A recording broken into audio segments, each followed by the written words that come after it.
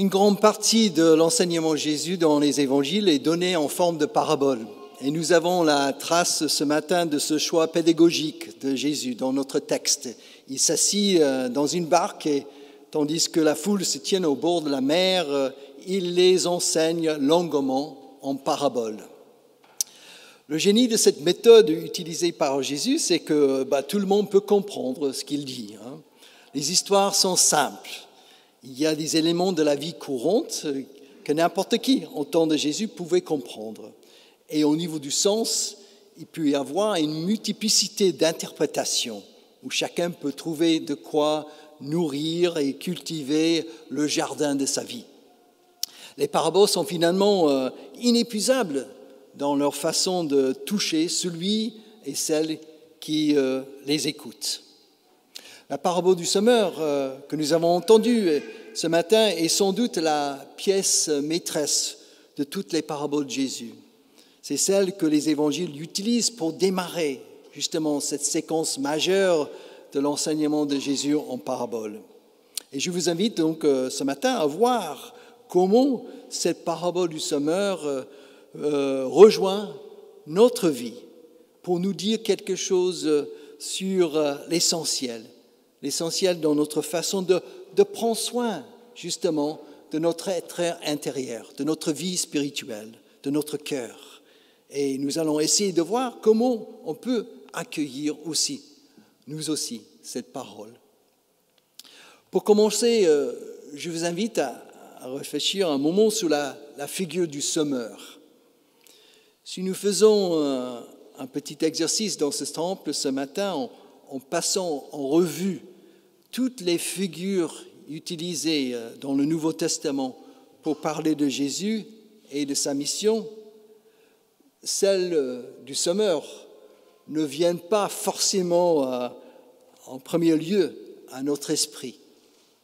Jésus est le Christ, Jésus est le Sauveur, Jésus est le Seigneur, Jésus est le crucifié, le ressuscité, le Fils de Dieu, le Fils de l'homme, le frère. Mais cette idée de semeur, si nous n'avons pas écouté la lecture de ce texte ce matin, cette idée-là ne vient pas forcément en premier lieu dans notre esprit. Et pourtant, c'est la figure que Jésus a choisie pour se désigner en démarrant son enseignement en parabole auprès de la foule. Il faut s'interroger sur ce choix.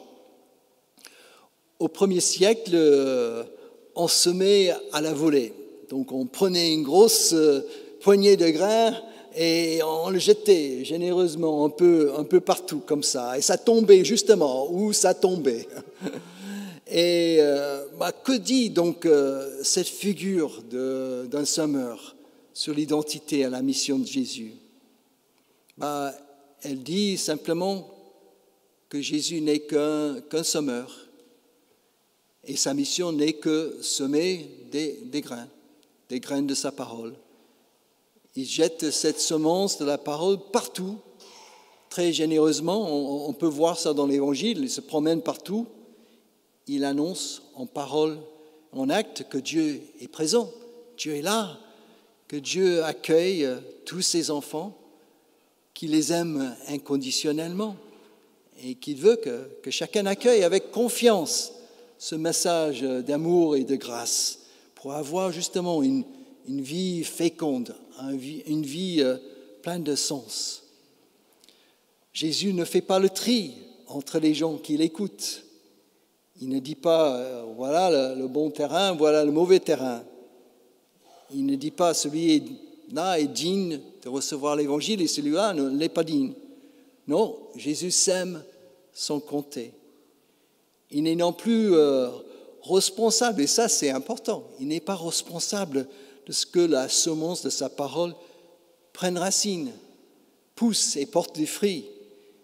Il fait entièrement confiance à la semence, mais il fait entièrement confiance aussi aux gens qui l'écoutent. Finalement, cette figure du semeur nous parle de notre liberté et de notre responsabilité devant ce Dieu qui nous parle à travers le message de la Bible, à travers l'évangile de Jésus-Christ. Et c'est à nous de nous donner les moyens pour accueillir justement cette semence de la parole que le Christ sème dans notre vie. Au XVIIe siècle, Nicolas Boileau a dit dans ses satires, c'est une façon ironique qu'il l'a dit, mais il a dit que tout protestant fut pape, une Bible à la main. Et il avait raison. C'est à chacun de nous de chercher et de discerner cette parole de la part de Dieu qui oriente notre façon de croire et puis aussi de mettre en pratique notre foi dans nos choix de tous les jours. Personne d'autre n'a pas l'autorité de nous dire ce qu'il faut faire ou ce qu'il faut croire.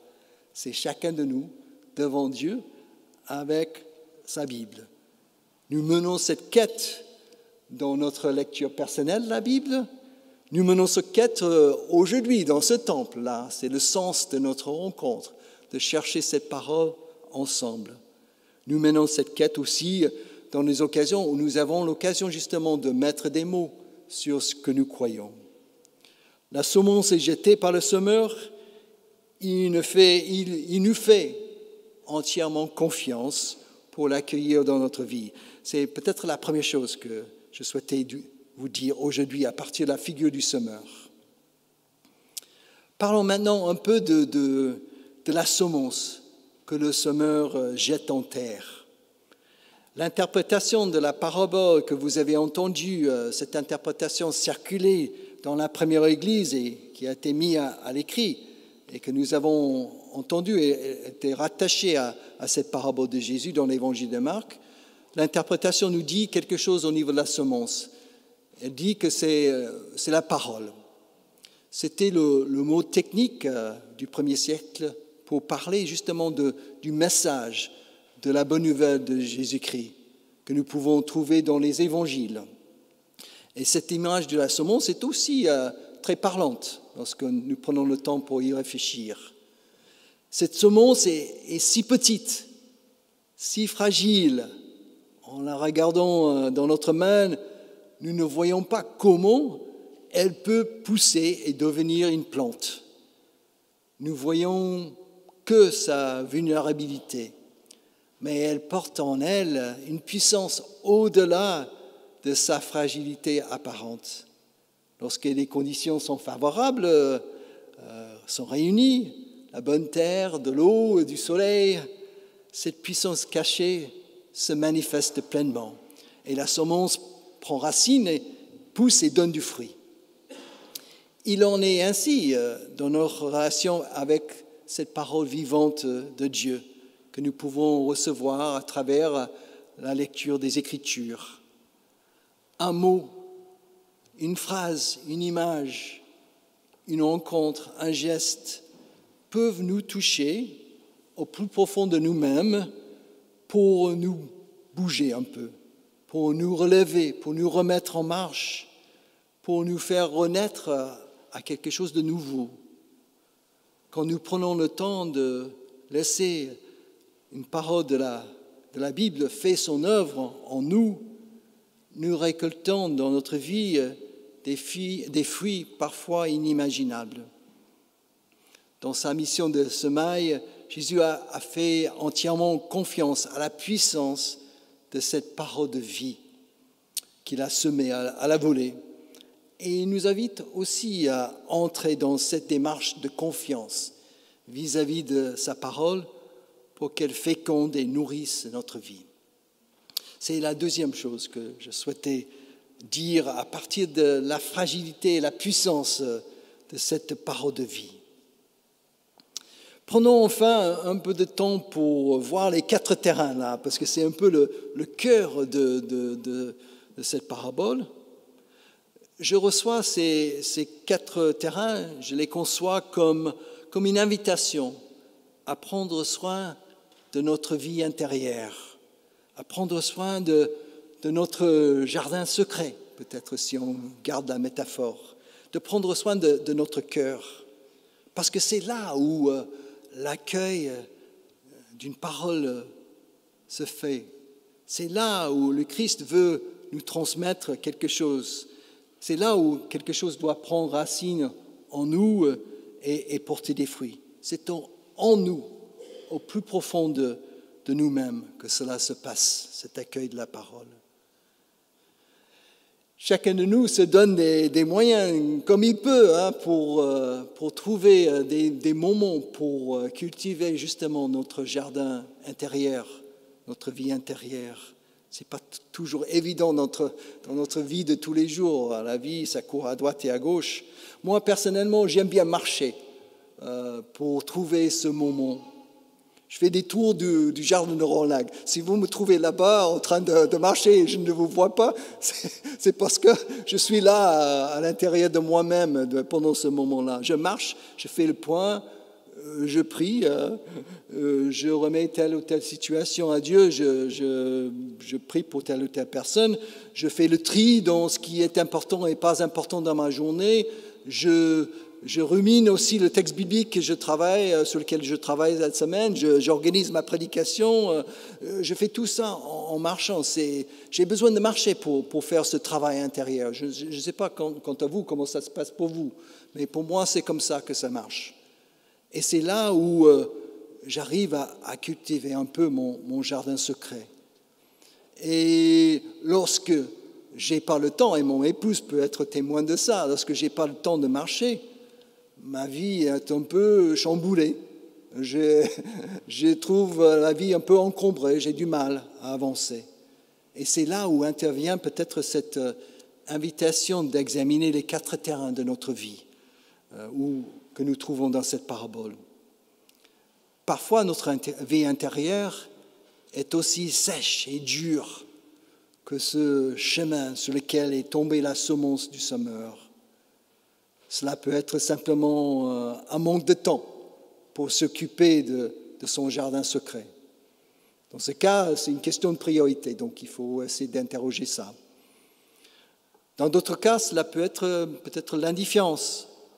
On ne voit pas trop l'importance de ce travail de notre vie intérieure. La vie est plus que ça. Dans d'autres cas, ça peut être carrément la résistance pure et dure.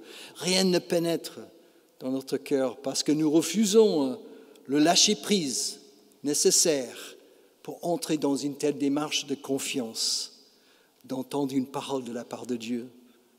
Donc voilà l'invitation qui nous est lancée à partir de la semence qui tombe au bord du chemin.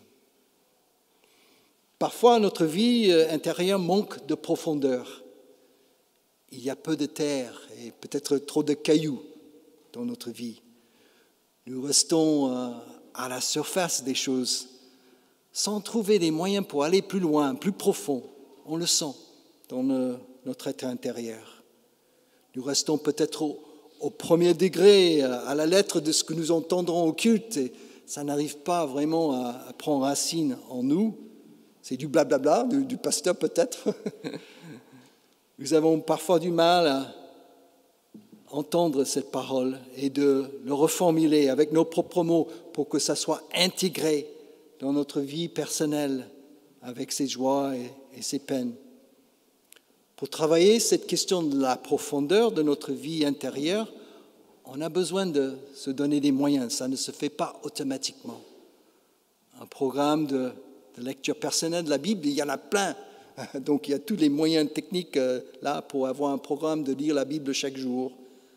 Un temps de partage aussi avec d'autres pour reformuler ce qu'on croit. Un catéadulte, c'est quelque chose de révolutionnaire. Hier, on a eu le catéadulte. Donc on a cette occasion pour approfondir notre foi, si on veut prendre le temps, si on veut se donner des moyens.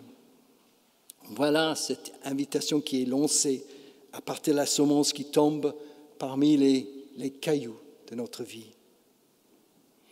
Parfois, c'est le cas de nous tous, notre vie intérieure est envahie par les soucis de la vie quotidienne et notre quête des choses qui sont peut-être secondaires. Les soucis de notre vie sont réels, ils n'épargnent personne et chacun de nous est aussi confronté à ce discernement de nos priorités dans la vie. personne ne peut nous dire ce qui est important et ce qui ne l'est pas. Ce n'est pas le rôle du pasteur, c'est le rôle de personne. Donc chacun de nous doit décider. Nous devons le décider nous-mêmes. Et où est le lieu où nous pouvons justement déposer nos soucis et discerner nos priorités? Ce lieu-là s'appelle, pour moi, ça s'appelle la prière. C'est là, en marchant, dans le silence de ta chambre, là où vous vous trouvez le mieux, c'est là où nous pouvons déposer devant Dieu, dans le silence, tout ce qui nous pèse, tous nos soucis, et lui faire confiance avec notre vie. C'est dans ce face-à-face avec Dieu et sa parole que nous pouvons discerner les choses qui comptent vraiment pour nous dans la vie, mettre des priorités. Voilà donc l'invitation qui nous est lancée à partir de la semence qui tombe parmi les ronces de notre vie. Et enfin, on arrive au bon terrain là. Parfois dans les meilleurs moments de notre vie, et ça nous arrive à nous tous, personne n'est privilégié pour ça. Notre vie intérieure ressemble un peu à un terrain bien préparé, un terrain fertile pour accueillir la parole que Christ veut semer en nous. Nous nous sommes donné les moyens pour laisser cette parole pénétrer dans notre cœur, pour prendre un peu de profondeur en nous, pour le protéger de choses qui veulent l'étouffer. Et puis, ça prend racine, ça pousse et ça porte des fruits. Et la parabole nous dit 3 rendements, 30, 60 et 100.